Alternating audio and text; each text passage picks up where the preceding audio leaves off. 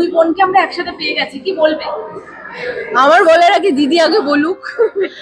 আমার তো দারুণ লাগছে, মানে এটা একটা ড্রিম লাইক মোমেন্ট, যেখানে এই যে অভিনয় জগৎ, এখানে আমরা একই ডিরেক্টরের সাথে আমি আগে কাজ করেছি, আমার বোন এখন কাজ করছে এবং এত সুন্দরভাবে কাজ করেছে। এই যে মোমেন্টটা যেখানে আমরা, ওর ছবি রিলিজ হচ্ছে, আমি এসে এনজয় করছি, এটা সব দিদিই চাইবে এই মোমেন্টটা পেতে। মানে এটা আমরা বারবারই করি, আমাদের একে অপরের ছবিতে উই অলওয়েজ গো। যদি আমরা মানে if she is not available, or shoot থাকলে হয়তো আসতে পারে না, বাট আদারওয়াইজ আই থিংক আমার প্রত্যেকটা ছবিতে তো she is we always find মানে lessons from each other. ও যেরকম আমি দিদি বলে আমার কাছ থেকে শেখে তো বটেই, আমিও কিন্তু ওর কাছ থেকে শিখি, কারণ এটা একটা মিউচুয়াল প্রসেস। ও খুব ভালো আর্টিস্ট। দর্শকদের জন্য নতুন কোন ম্যাজিক দেখাতে চলেছে তুমি? এইটা একটা ম্যাজিক। এইটা অ্যাকচুয়ালি আমি না, এটা দর্শক এই ম্যাজিকটা দেখাবে। আমরা যা ম্যাজিক করার তো করেই ফেলেছি। এবার বাইরে, এবার পরীক্ষার খাতায় মার্কস গুলো আপনারা দেবেন। ভালো মার্কস দিন প্লিজ, আসুন। আর ভালো মার্কস দেওয়ার জন্য ছবিটা দেখতে হবে। So please come out of your houses, বাড়ি থেকে বেরোন, ওই ফোন টিভি সব ফেলে দিন, থিয়েটার হলে এসে ছবিটা দেখুন, এনজয় করুন, আর তারপরে তো আবার দেখতেই পারেন। সো চরিত্রটা কতটা চ্যালেঞ্জিং ছিল? চরিত্রটা চ্যালেঞ্জিং বলতে একটু ডিপ্রেসিং ছিল অ্যাকচুয়ালি, কারণ মারপিট করা, এখানে খুব অ্যাকশন রয়েছে। সো সেটা তো আই লাভ ডুইং, সেটা এনজয় করেছি। কিন্তু অ্যাকশনের বাইরেও ডিপ্রেসিং ছিল, কারণ এই চরিত্রটা, এই আমাদের যেই মূল বক্তব্যটা ছবির, সেই বক্তব্য বা সেই ইনসিডেন্টের সাথে সামহাও জড়িয়ে রয়েছে। কিরম ভাবে জড়িয়ে রয়েছে সেই চমকটা দেখতে হবে ছবিটা দেখে, অবশ্যই জানতে হলে ছবিটা দেখতে হবে। সো ওইটার জন্য চরিত্রটা কি বলবো, ওর মধ্যে একটা রাগ, একটা তেজ, একটা ডিপ্রেশন, ফ্রাস্ট্রেশন, আর একটা আগুন 24 ঘন্টা যেটা জ্বলছে, কাজ করছে। তো সেটার মধ্যে ঢুকে গিয়ে টু ফিল দ্যাট, দিনের শেষে মানে আমার জন্য ওটা খুব টায়ারসাম হয়ে যেত। তো ওইটাই ছিল চ্যালেঞ্জটা, ওইটাই ছিল যে যখন শেষ হয়ে গিয়ে যখন বাড়ি ফিরতাম, নিজেকে বলতে হতো যে ইউ আর মুমতাজ অ্যাগেন, তুমি Preeti Rao now, you know you are Mumtaz. আর ইনফ্যাক্ট ছবি শুটিং চলার যে কটা দিন, সে কদিন কিন্তু আমরা মমতাজকে খুঁজে পাইনি, আমরা প্রীতিকেই পেয়েছিলাম।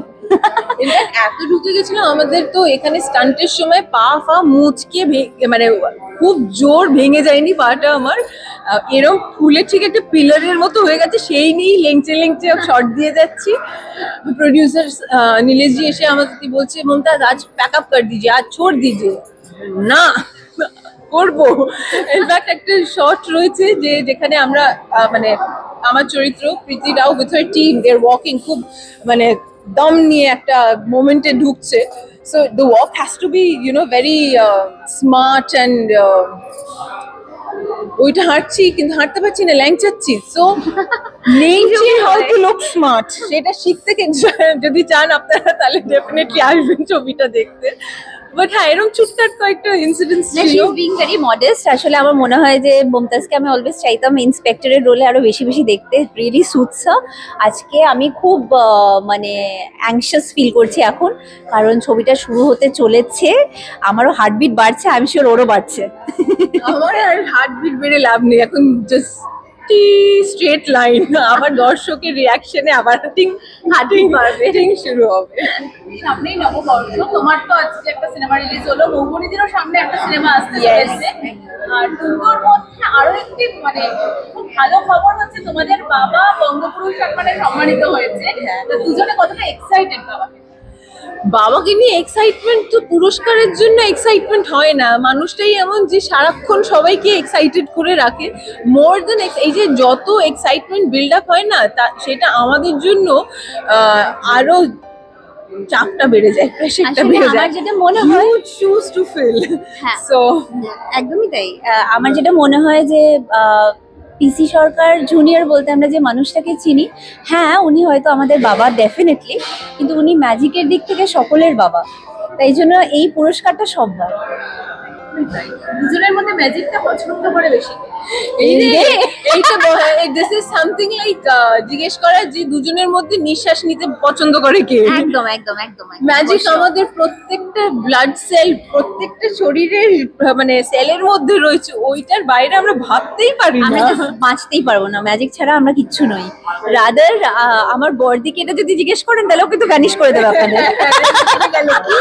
এইরকম প্রশ্ন শুধু বুম আর ক্যামেরা আছে, তখন দেখা যাবে। দর্শকদের জন্য এখানে তো আমি একটা কথাই বলবো, যেহেতু রেড ফাইলস এর এই প্রিমিয়ারের দিনে আপনারা এসছেন, প্রিমিয়ারের আমাদের বক্তব্য তো আমরা বললাম নিজেদের মতো করে, কিন্তু ছবিটা আসবেন, দেখবেন, থিয়েটার হলে দেখবেন, এনজয় করবেন। আর এর মধ্যে যে মেসেজটা আছে এটা আমরা নিজেদের সোসাইটির কাছে সেটা ছড়িয়ে দেওয়ার চেষ্টা করছি, পরের জেনারেশনকে আরো অ্যাওয়্যার করানোর চেষ্টা করছি, সেটা তো আছে। আদারওয়াইজ অলসো এটা একটা খাঁটি পিওর বাংলা ছবি, এসে এনজয় করুন। Thank you. খুবই এক্সাইটেড, ভয়ও লাগছে যে দর্শকের কেমন লাগবে। আমরা তো নিজেদের 100% দিয়ে কাজটা করি, পুরো টিম, দ্য রেড ফাইলসের পুরো টিম পুরো 110% দিয়ে কাজটা করেছে। সো আজকে দর্শকরা দেখে বলবে তাদের কেমন লাগছে, বাকি দেখার পর বুঝতে পারবো তাদের রিয়াকশন দেখে যে হ্যাঁ আমরা করতে পেরেছি না পারিনি। কিছু রিঅ্যাকশন পাচ্ছ, প্রতিক্রিয়া পাচ্ছ দর্শকদের থেকে? দর্শকদের থেকে হ্যাঁ ডেফিনেটলি আমাকে পার্সোনালি অনেকেই বলেছে যে ছবিটি ভেবেছিলাম যে হয়তো শুধুমাত্র পলিটিক্স নিয়ে, কিন্তু সেটা অ্যাকচুয়ালি নয়। সব কিছুর মধ্যেই তো একটা পলিটিক্স জড়িয়ে থাকে, সব কিছু আমাদের জীবনেও পলিটিক্স থাকে, জীবন কাজের ক্ষেত্রে সব ক্ষেত্রে পলিটিক্স থাকে। তো এখানে পলিটিক্সটা মেইন বিষয় নয়, মেইন বিষয় হচ্ছে একটা ক্রাইম, যে ক্রাইমটা আমরা চেয়েছি যে তুলে ধরতে, যে কতটা ব্রুটাল হতে পারে এবং সেই ক্রাইমটা যাতে বন্ধ হয় মানুষের মধ্যে, সেটাই আমরা মেসেজ পৌঁছাতে চেয়েছি। দ্য রেড ফাইল রিলিজ, কি বলতে চাও? খুব খুব ভালো লাগছে এখানে এসে। আমি স্পেশালি দুজন, ফিল্মটার জন্য তো অবভিয়াসলি আসা, বাট আমি স্পেশালি দুজন মানুষের জন্য এসেছি, জুহি সরকার এবং বিদীপ্তা চক্রবর্তী। তারা দুজন আমার ভীষণ পছন্দের মানুষ, অভিনেত্রী তো বটেই। সো ভীষণ এক্সাইটেড, আই হোপ কি খুব ভালো হবে, খুব ভালো কিছু দেখতে পাবো। প্রতিটা সিনেমাটিতে একটা গল্প থাকে, আর শুটিংটাও তো একটা বিশাল বড় হ্যাঁ। গল্প। তোমার পরবর্তী ছবি খাদান, আর সেটা নিয়ে কি বলতে চাও? সেটার পেছনে গল্পটা তুমি যদি একটু শেয়ার করো।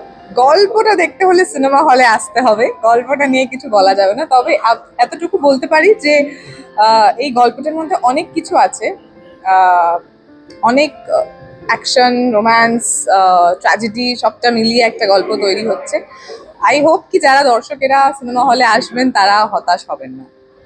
দ্য রেড ফাইলস এর দর্শকদের জন্য কি বলবো? তাদেরকে একটাই কথা বলবো যে আপনারা অবশ্যই সিনেমা হলে আসুন, সিনেমাটা দেখুন। কারণ যেটা তুমি বললে যে সকল সিনেমা যারা যখন তৈরি হয় সেটার পেছনে একটা গল্প থাকে, অনেকটা পরিশ্রম থাকে। তো সবাই অনেক পরিশ্রম করে ছবিটা তৈরি করেছে। আপনারা সকলে অবশ্যই আসুন, দেখুন, নিশ্চয়ই আপনাদের ভালো লাগবে। মানুষ কি আজকাল অন্য ধারার গল্প একটু বেশি পছন্দ করছে? অ্যাকচুয়ালি এটা বলাটা খুব মুশকিল যে মানুষ ঠিক কী ধারার গল্প পছন্দ করে। মানুষের পছন্দটা না আমার মনে হয় মানুষও বুঝতে পারে না। মানে সেটা ভীষণই কখনো মানুষ এই ধরনের গল্প, কখনো ওই ধরনের, কখনো অ্যাকশন পছন্দ করছে, কখনো প্রেম পছন্দ করছে, কখনো একদম অন্যরকম একটা গল্প পছন্দ করছে। এটা ডিপেন্ডস। মানুষ কি আজকাল একটু অন্য ধারার ছবি পছন্দ করছে হঠাৎ করে এই ধরনের একটা গল্পকে পছন্দ করার কারণ? কারণ আমরা সত্যটাকে বলার চেষ্টা করেছি,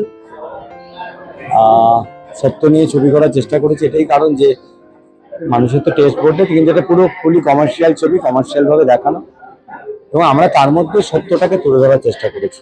1990 সালে যেরকম আমাদের মায়েরা কতটা নিরাপদ সেটা দেখানোর চেষ্টা করেছি। 1990 সালেও যা 2022 হতে আমরা একই জায়গায় দাঁড়িয়েছি, এটাই দেখানোর চেষ্টা করেছি। আর কিছু এরকম একটা গল্প নিয়ে কাজ করতে গিয়ে কি সেন্সর থেকে কোনো অসুবিধা না, হচ্ছে? সেন্সার আনকাট দিয়ে দিয়েছি। তাহলে হল রিলিজটা খুব সীমিত। হ্যাঁ, হল হল হল আমাদের দেন। দর্শকের জন্য কি বলবো? দর্শকরা ছবি দেখছে, খুব আনন্দ পাচ্ছে, এর থেকে বলার কিছু না। তবে বলি একদম একটা অন্য ধারার গল্প, তোমার চরিত্রটা নিয়ে একটু যদি ছোট করে বলো। হ্যাঁ, আমার নাম অভিরূপ চৌধুরী আর চরিত্রের নাম অর্ক দাশগুপ্ত। এখানে আমাদের ছবিটা বেশ কিছু সত্যি ঘটনা অবলম্বনে, যেখানে দুটো প্রেক্ষাপট দেখানো হয়। এক হচ্ছে 1990, দেখা হচ্ছে 2022-23। তো এবার 2022-23-এ আমি একজন ইনভেস্টিগেটিং অফিসার, যে কিছু কেস উদ্ঘাটন করতে করতে করতে করতে 1990 সালে পৌঁছে যাই এবং দেখি যে কেসগুলোর প্রচন্ডভাবে যোগসূত্র আছে এবং পাওয়ার, পলিটিক্স, পয়সা কোনো না কোনোভাবে লিঙ্ক এগুলোর সাথে। তো এইরকম একটা বোল্ড টপিক আমাদের ডিরেক্টর, আমাদের প্রডিউসার সকলের সামনে তুলে ধরেছে, তাই ওনাদেরকে কর্নিশ জানাই, আমাকে যোগ্য মনে করেছে এই চরিত্রটার জন্য। থ্যাংক ইউ সো মাচ, তাদেরকে জানাতে চাই। একটা গল্প আর সিনেমা শুটিংটাও না একটা অন্য ধরনের গল্প, তা শুটিং এর কিছু অভিজ্ঞতা যদি শেয়ার করো। শুটিং বলতে শুটিং এর প্রথম দিনেরই কথা, শুটিং নয় মানে ইনফ্যাক্ট আমি যখন প্রথম এখানে আর কি সুযোগ পাই চরিত্রটা করার জন্য, তো তখন আমি যখন স্ক্রিপ্টটা পেয়েছিলাম, তখন অডিশন নেয়, অডিশনে ফাইনাল হই, স্ক্রিপ্টটা পাই, তো তখন স্ক্রিপ্টটা পড়ে আমার গায়ে কাঁটা দিয়েছিল, লিটারালি গায়ে কাঁটা দিয়েছিল।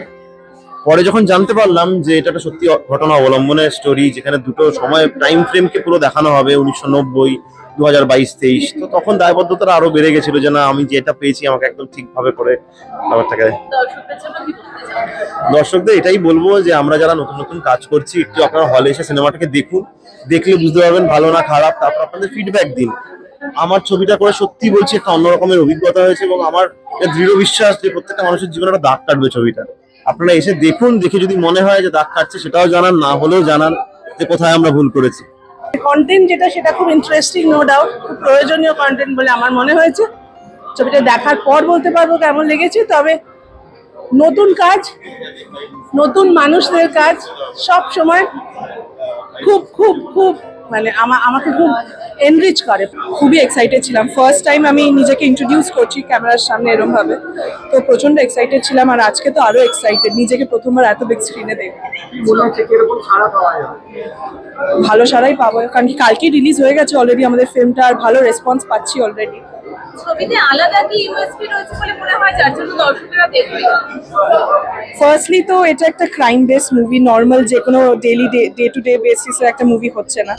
তার উপরে নতুন বেস্ট হচ্ছে যে কি সব নোন ফেসদেরকে রাখা হয়নি, প্রচুর নতুন জনকে ইন্ট্রোডিউস করা হয়েছে, তো অবভিয়াসলি এটাই আমার মনে হয় ইউএসপি। ডিরেক্টর সব নোন ফেসদেরকে নিয়ে করেনি কাজটা। দর্শকদের জন্য কি বলতে চাও? দর্শকদেরকে এটাই বলবো যে কি রেপ আগেও হতো, এখনো হচ্ছে, আর আমাদের মুভিটাও এরকমই একটা ঘটনাকে কেন্দ্র করে দেখানো হচ্ছে, তো সবাই দেখবেন। আর জাস্টিস পাওয়ার জন্য কিন্তু আমরা এরকম একটা মুভি রিলিজ করছি।